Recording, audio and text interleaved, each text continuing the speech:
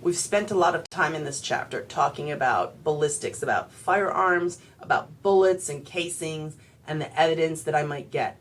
But there's other kinds of impressions. Remember, most of what we're talking about, are individualization in guns and firearm analysis, is about the impressions that are left behind by these firing pins, by these barrels, etc. So we're looking at, and this is a good point to talk about other kinds of impressions.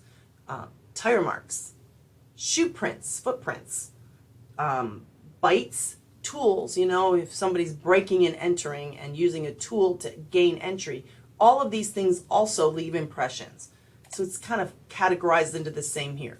One of them, of course, is serial numbers, back to guns, but talking about serial numbers and vehicle identification number restoration. So if I have a number that's generally impressed upon it, we usually engrave it into a surface of the gun or into a plate that's on the car, the vehicle. So of course some people can try to scratch them off to remove that individual marking, so they don't want to be able to make this identifiable as this particular gun or a particular car.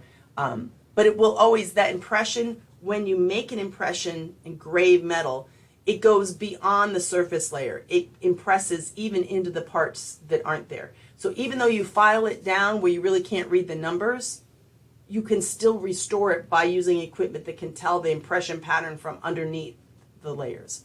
So we can etch off that surface layer using an acid, and the undisturbed layer behind is revealed in the original numbers. So we can do this, and we're going to get some individualization. So this, it looks like, you can still read the 317, but something's here. And actually, this one almost looks like here and here, looks like it's been altered, like somebody tried to engrave a different number on top of it to kind of change the vehicle identification number. This one wouldn't be a vehicle, this one would be a gun. Vehicle identification numbers are super long and have letters in them. But we can see this. So we can look at that metal crystal structure below the surface that gets affected when you make an engraving. So any kind of engraving, I can, even if it's been scratched off, I can restore it.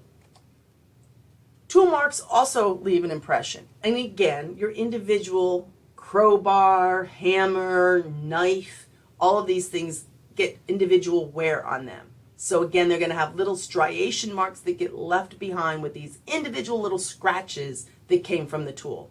Very similar to what happens to a bullet as it goes through the rifled barrel. And we're going to see this, we can have these shape and pattern of the minute imperfections, these striations. And then we talk about, all of these just damage and wear that occur can also leave these striations. So I have these individual things. Additionally, the tool we use, I can just get some general, right? I know the size of the crowbar and the size of the gouge left on the door jamb. I know the size of the stabbing wound, and I know the size of the knife. Can I see if these match? So those would be more class characteristics. And then those individual characteristics is actually looking at the individual lines that get left behind. For these individual lines, I'm going to need a comparison microscope to really look at them and see them.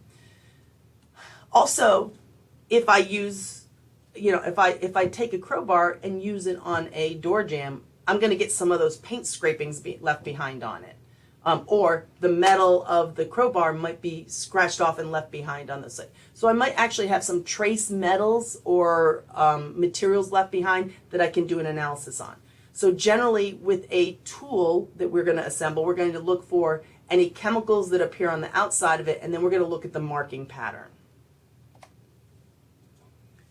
I can also look at these shoe tire fabric impressions, might be helpful. Again, I'm looking for trace evidence left behind. Maybe I've got blood, maybe I've got fingerprints, maybe I've got something else that got left behind on that impression. A specific type of, they always love to do it in the TV shows, where there was a specific dirt with a specific pattern on it that was tracked in by this tire mark, and so now I can tell. That's possible, but pretty tricky. I also have those visible wear pattern marks. Now, if I can get an impression of what was left behind, and I have an impression left by a specific tire, I can match them and say, hey, these are made, this tire, exact tire, made this exact impression. And then I have class characteristics. Sometimes just the tread pattern of a shoe or the tread pattern of a tire can be matched up to a manufacturer using those databases, that TreadMate and Soulmate. And I'm looking and saying, yeah, this came from this type of shoe. And I can tell the size of the shoe, right? This is a size 8 shoe with, and it's a Nike Air Jordan or whatever. So I can say something about the type, and that can help me to do detective work and narrow down the suspect. I can also have bite mark impressions that are left. Bite marks are very individualistic. So if I have something that can really take the impression well, like an apple or a piece of wood, I might be able to get enough information off of it to identify which mouth made that mark. And that can be helpful in homicide and rape cases because a lot of times if you bite the skin of your attacker, that will leave behind an impression. And if you can get enough of the impression and to do a match on it, you can now say you were bitten by the victim, and that definitely helps with detective work. So we need several points of comparison, right? So we're looking for enough uniqueness of points. So one scratch matching on a knife impression with one scratch on the knife, probably not enough. We're looking for a variety of them between the questioned impression and the test impression. So using some computerization, using some statistics would be how we make this match. And I know we're not getting into, I'm kind of going as vague overview, but the idea is we want to know the things associated with this. Obviously, if this is going to be what you do as a living, as a career, you're going to have a lot more very specific information about how you're specifically comparing different kinds of evidence.